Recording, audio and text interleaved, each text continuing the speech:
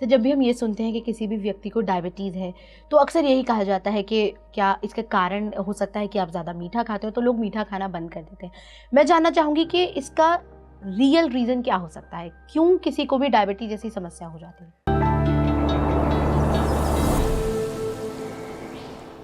रूपाली जी, जैसे मैंने भी कहा कि आप मीठा खा लीजिए, पर फिर उसके बाद हल जोतने खेत में ज़रूर जाइए। अब मैं मानता हूँ कि ना हर किसी के पास खेत है, ना हर किसी के पास हल है, और ना हम कंस्ट्रक्शन साइट के लेबर हैं, माना।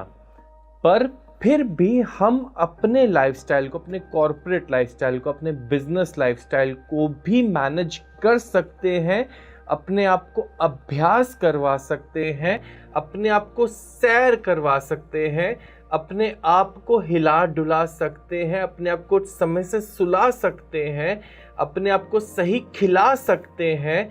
और यदि ये नहीं करेंगे तो निश्चित तौर पे ना सिर्फ डायबिटीज़ बल्कि थायराइड जैसी बीमारी, बल्कि हाई ब्लड प्रेशर जैसी बीमारी और अन्य कई बीमारियां निश्चित तौर पे आपको घेर लेंगी।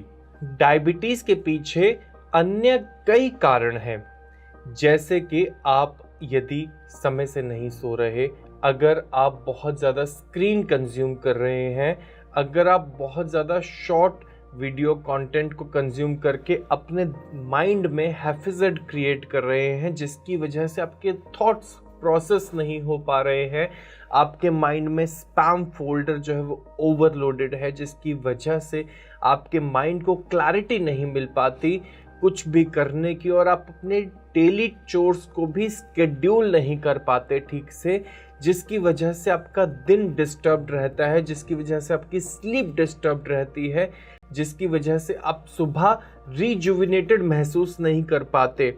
आप क्या समझ पा रहे हैं कि सभी चीज़ें किस तरीके से इंटरलिंक्ड है, एक दूसरे से रिलेटेड है, एक दूसरे के ऊपर डिपेंडेंट है? क्या ये एक विशियस सर्कल नहीं है जिसमें आप फंसा रहे हैं खुद को?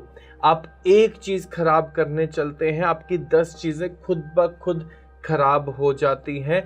सभी प्रकार के रोग आपको लगते हैं जब आप किसी एक चीज़ पर इम्बैलेंस क्रिएट करते हैं, किसी एक चीज़ को ढीला छोड़ते हैं, लाइफ के किसी भी एक फैक्टर को इग्नोर करते हैं। जब आप अपने कॉन्शियस डिसीजन से, जैसा कि कलयुग में कहते ही हैं कि हम स्वयं के दुश्मन हैं, कोई अन्य व्यक्ति हमारा बुरा नहीं करता, हम स्वयं हर बीमारी को न्योता देते हैं, हम स्वयं अपने हाथों से गलत खाना इस जीवा पर रखकर पेट में उतार लेते हैं जहर बना करके, हम स्वयं रात को लेट काम करना प्रेफर करते हैं, हम स्वयं अपने काम को अपनी हेल्थ से ज़्यादा प्रायोरिटी देते हैं, हम स्वयं ही अपने फ़ोन को ज़रूरत से ज़्यादा चेक करते रहते हैं,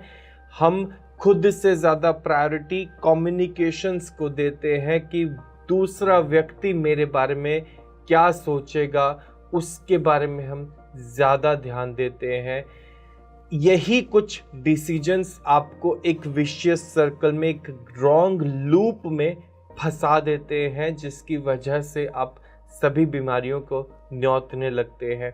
इसके बाद आपका खाना पीना बिगड़ने लगता है, आप तला भुना खाना पसंद करते हैं, आपको घर का खाना बोरिंग लगता है, आप दाल रोटी नहीं खाना चाहते, आप चाहते हैं तेज़ मसाले वाला खाना मिल जाए, आप चाहते हैं तला हुआ खाना मिल जाए, या आप चाहते हैं कि आपको पैकेज्ड फूड मिल जाए, फ्रोज़न फूड मिल जाए, क्योंकि इंसान के लिए the grass always stage greener on the other side. तो हम पश्चिमी सभ्यता से इन्फ्लुएंस होकर के, उनसे इम्प्रेस होकर के अपने आप को पैकेज्ड फूड की तरफ, फ्रोज़न फूड की तरफ लेकर जा रहे हैं, और फ्रोज़न फूड ही एक बहुत बड़ा कारण बनता है डायबिटीज़ जैसी समस्या के पीछे।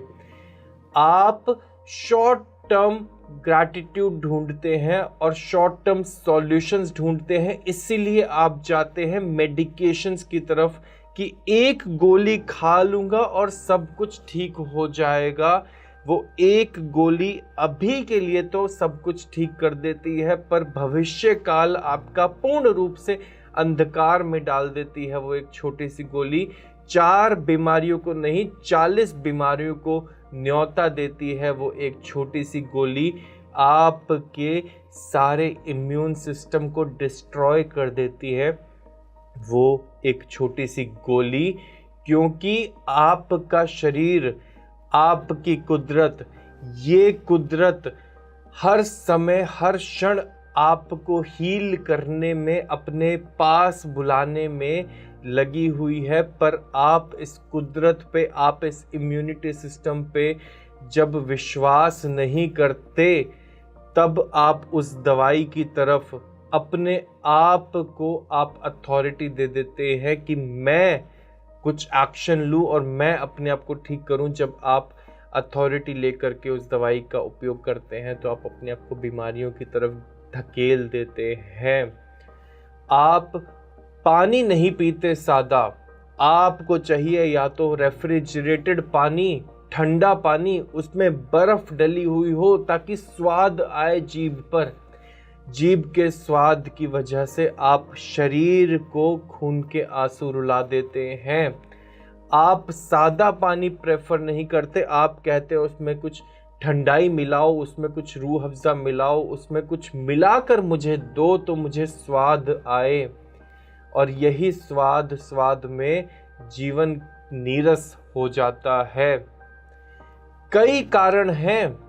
आप धूप से बचते हैं, आप सोचते हैं धूप में जाएंगे तो काले हो जाएंगे। आप मिट्टी से बचते हैं, आप सोचते हैं मिट्टी में जाएंगे तो गंदे हो जाएंगे। आपको नहीं मालूम कि मिट्टी सभी रोग खींच लेती है। आपको नहीं मालूम कि मिट्टी हमारे मंगल ग्रह को बैलेंस कर देती है।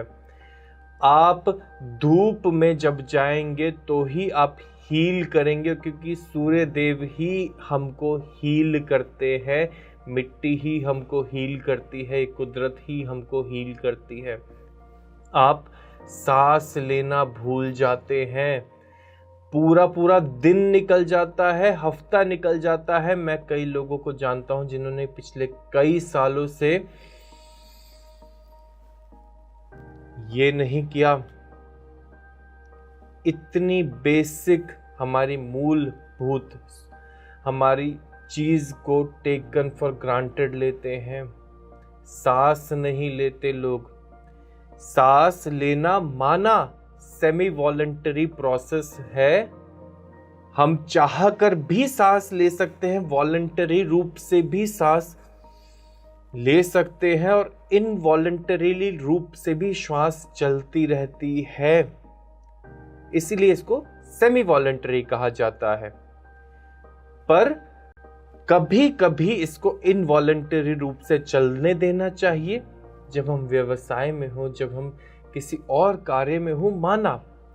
पर हमें श्वास वॉलंटरी रूप से भी ले लेनी चाहिए, तभी जीवन में बैलेंस पैदा होगा। अन्यथा जीवन कट जाएगा, जिया नहीं जाएगा। जीवन जीने और काटने में उतना ही फर्क है जितना श्वास लेने में और श्वास चलने में। आपकी श्वास चलती रहती है, आप माइंडलेसली अपने लाइफ को लीड कर रहे हैं, तो बीमारियां तो आनी ही हैं, और वो भी आपको, ना कि आपके पड़ोसी को। आपका पड़ोसी खूब अभ्यास कर रहा है, मुझे मालूम है, पर आपको नहीं दिखता कि वो कब अपने बंद कमरे में अभ्यास करके अपने आप को स्वस्थ बना लेता है, पर आप आलस्य के शिकार रहते हैं। इसकी जिम्मेदारी जब तक आप नहीं लेंगे, तब तक आप अपने आप को स्वस्थ नहीं कर सकते। आप डायबिटीज़ जैसी बीमारी से तो कतई नहीं लड़ सकते, और आप अपने आप को और अंधकार की ओर धकेल रहे।